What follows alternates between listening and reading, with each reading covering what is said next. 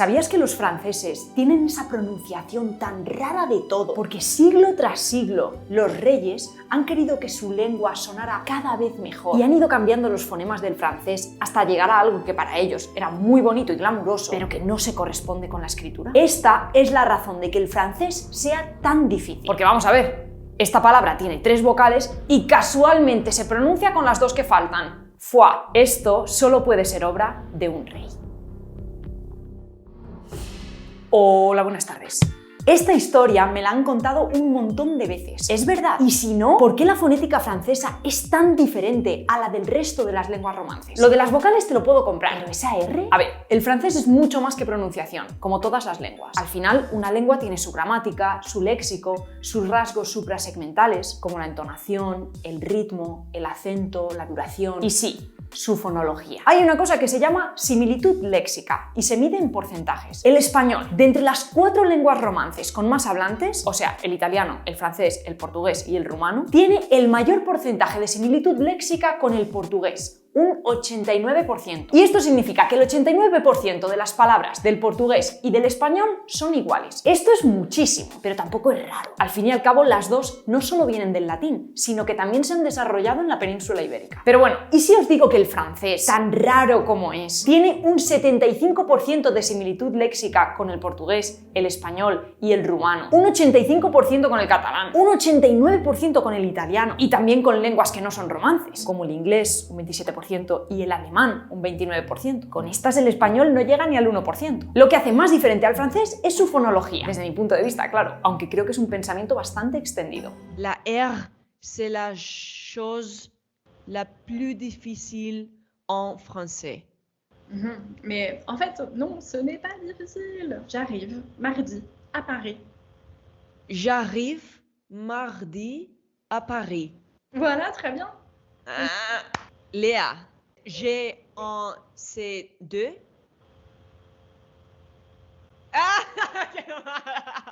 Bueno, esto era una clase de francés en italki. Yo he usado italki para aprender o mejorar o simplemente practicar inglés, alemán, italiano, francés y catalán. Todos han estado encantados conmigo, claro. Son clases 1 a 1 y yo me he llegado a hacer amiga de mis profes. Es más, el año pasado cuando estuve en Nueva York quedé con 2 de ellos, mi profe de inglés y mi profe de alemán. No hay precio fijo, depende del profesor, pero el mínimo son 5 euros. No hay compromiso, pagas por la clase que das. Y si no te ha gustado ese profesor, pues la próxima clase la das con otro. Una vez hayas encontrado el que te gusta, muchos te ofrecen la posibilidad de coger un pack y así te sale más barato. Yo ahora mismo tengo activo un pack de catalán porque Julia es maravillosa. Pero lo que más me gusta de italki es que tiene muchísimos idiomas. El otro día hice un vídeo sobre el esperanto.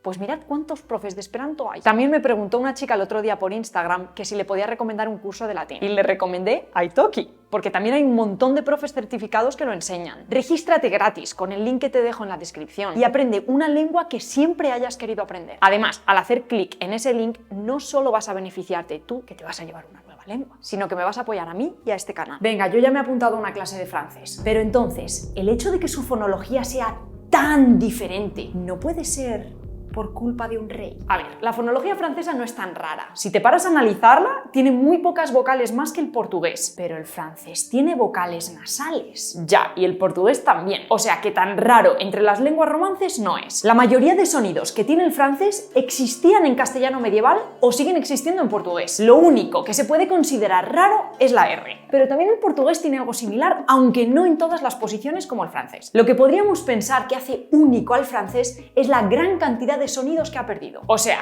que de lactum tengamos le es muy fuerte, ¿eh? Y también la evolución de las vocales, que ha tenido más fases que otras lenguas, hablando mal y rápido. Pero ¿por qué ha perdido tantos sonidos? Eso no es normal, ¿no? Bueno, a ver, todas las lenguas romances han tenido pérdida de sonidos desde el latín. El proceso no es raro, solo que el francés ha tenido más. ¿Por qué? Pues por procesos internos de la lengua. Pero cuidado, que incluso hoy en día, en algunas variedades del portugués, sobre todo del portugués europeo, se está perdiendo un número de vocales similar al que históricamente se ha perdido en francés. Vale, a ver un momento. Mira este mapa. Todos estos territorios en verde han formado en algún momento parte del imperio colonial francés. ¿No podría ser que el francés haya adoptado rasgos de las lenguas habladas en los territorios conquistados y que también haya sido ella la que ha dejado sus marcas en otras lenguas como el alemán, y por marcas me refiero a su léxico o a su R. No. Las lenguas de los territorios conquistados no han dejado huella fonética en el francés europeo. ¿Cómo lo sabes? A ver, párate a pensarlo durante un momento. ¿Por qué el habla de un esclavo de Haití podría influenciar en el habla de los habitantes de la Francia continental europea? ¿Cómo podría darse ese proceso? ¿Qué probabilidad hay? Bueno, vale, no tiene sentido. Pero ¿por qué el francés es la única lengua romance que tiene esa R rara? Uvular, porque para pronunciarla usamos la úvula, la campanilla. Pues eso, ¿por qué el francés es la única lengua romance que tiene esa R uvular y no la vibrante que tenemos los españoles? A ver, en primer lugar, no es la única lengua romance que la tiene. Algunas variedades del portugués o de las lenguas galo-itálicas, como en la región del Piamonte, por ejemplo, también la tienen, aunque no sea mayoritaria. Incluso, atentos, en variedades del español. En Puerto Rico parece que también hay regiones en las que existe. Pero vamos a ver, el francés tiene la R uvular y el francés viene del latín y estamos buscando el origen de esa R. A ver si esa R va a venir del latín y por eso existe también en el portugués, en el piamontés, en el español de Puerto Rico, como has dicho. Y son las otras lenguas y variedades las que han cambiado a la R vibrante. Y es esa la pregunta que realmente deberíamos hacernos. Anda, mira. Me he perdido un poco. ¿Tu teoría es que la R rara es la nuestra y la francesa es la normal porque es la que viene directamente del latín? Exacto. Pero aquí la pregunta que deberíamos hacernos es ¿cómo era la R en latín? ¿Era vibrante? Claro, esa es la pregunta. Pues no está claro. ¿Ves? Lo sabía. A ver, no está claro si era vibrante, la R de perro, o rótica percusiva, la R de pero. Pero lo que sí está claro es que no era como la R francesa actual. Pues vaya. ¿Cómo y por qué cambió entonces? Lo cierto es que hay muchas teorías y ninguna es muy factible, la verdad. ¿Cómo podemos saber la forma en la que se pronunciaba algo hace muchos años si no existen registros audiovisuales tan antiguos? Pues gracias a los textos. ¿Te suena Molière? Bueno, me suena. Se le considera uno de los mejores escritores de la lengua francesa y bueno, de la literatura universal. Pues este señor escribió El burgués gentilhombre en el siglo XVII. Y la R, llevando la punta de la lengua hasta lo alto del paladar, de manera que al ser rozada por el aire que sale con fuerza, cede ante él y vuelve siempre al mismo sitio con una especie de temblor. ¿Os suena esta descripción? Yo haría la misma, bueno, más o menos, para explicarle a alguien cómo se pronuncia la R en español. O sea, que en el siglo XVII el francés tenía nuestra R. Bueno, tampoco es tan seguro. ¿Cómo que no? Si lo dice Molière. Ya, pero esto es literatura. Y quizás Molière nos estaba describiendo la pronunciación que él consideraba correcta y no tanto la que se pronunciaba realmente en ese momento por la mayoría de la población. En Argentina enseñan a usar tú y vosotros en muchos libros de texto del colegio. ¿Y qué hablantes usan eso en realidad? Vale, claro. Además, se sabe que en la segunda mitad del siglo XVIII ya era mayoritaria la pronunciación de la R uvular en la zona de París. O sea, un siglo después de este texto de Molière, ya era más común escuchar la pronunciación de la R actual francesa en la zona de París. Pero claro, un cambio lingüístico es lento, muy lento. No estoy hablando de años, sino de siglos. Así que no sería de extrañar que este sonido ya se estuviera gestando cuando Molière escribió este texto. Entonces, lo más seguro es que la R en el siglo XVII fuera vibrante, pero no se puede descartar que hubiera también una percusiva, es decir, que tuviera ambas. La tienen todas las lenguas de la península, el occitano. ¿Pero por qué cambió? ¿Por influencia de otra lengua? ¿Cuál es esa teoría de su origen que has dicho? A ver, ya te he dicho que hay varias teorías. ¿Puede ser por influencia de otra lengua? Bueno, cuando dos lenguas están en contacto es normal que una coja palabras de la otra, lo que llamamos préstamos. Que se contagie la gramática es raro, pero que se contagien los sonidos es rarísimo. Cuidado, rarísimo no significa imposible, ¿eh? Así que una opción es que esa R viniera del alemán o de alguna otra lengua germánica. Aquí podéis ver dónde se pronuncia esa R uvular. En lo que está pintado de morado es común su uso. Si está oscuro se usa más y si está claro, menos. En muchas de estas zonas se ha pasado de una R a la uvular por un fenómeno que se conoce como superestrato.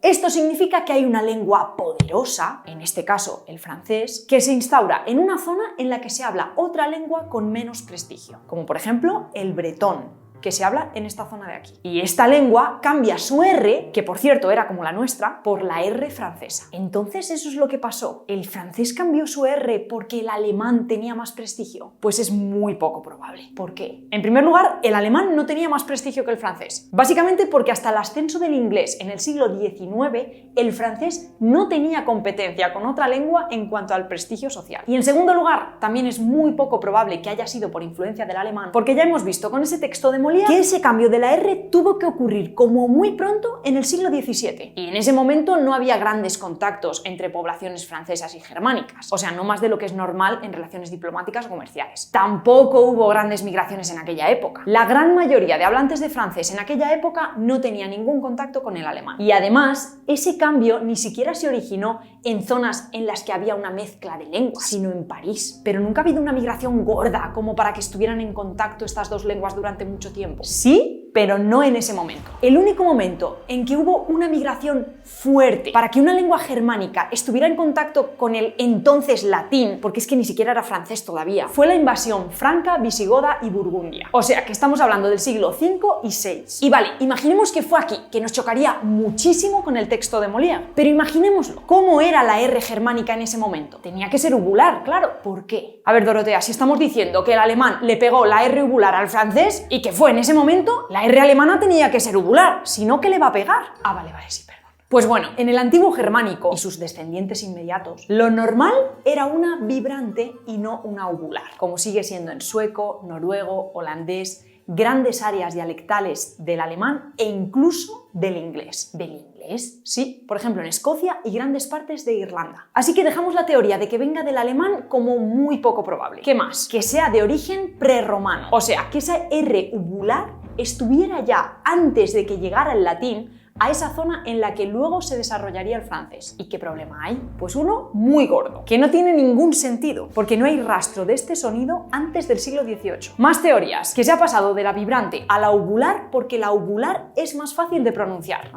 Pues tiene sentido. Pues no, ¿por qué no? Porque a ningún hablante le cuesta trabajo pronunciar un sonido que ha aprendido desde pequeño. ¿Y entonces de dónde viene? No se sabe. El cambio lingüístico es uno de los mayores misterios de la lingüística. Y me duele muchísimo, porque no sabéis lo que me molesta no poder encontrar el porqué de las cosas. Pero no puedo venir aquí e intentar explicar el porqué de todo cuando ni siquiera los mayores especialistas en el tema pueden. Son desarrollos internos, probablemente, que tampoco es seguro. La motivación del cambio, motivación como motivos, no como finalidad, porque el cambio lingüístico no tiene finalidad, en mi opinión, que hay gente que piensa que sí. Pero bueno, la motivación debió de ser algo sociolingüístico y fonético. Bueno, pues yo me limitaré a decir que se llama R uvular y no R rara cuando me pregunten y ya está. Pues muy bien. ¿Quién inventó la ñ o por qué se dice vos? Es más correcto castellano o español, porque es el agua fría o quién es vuestra merced, aunque al final todo se puede explicar. Gracias a un rey. ¡Que no!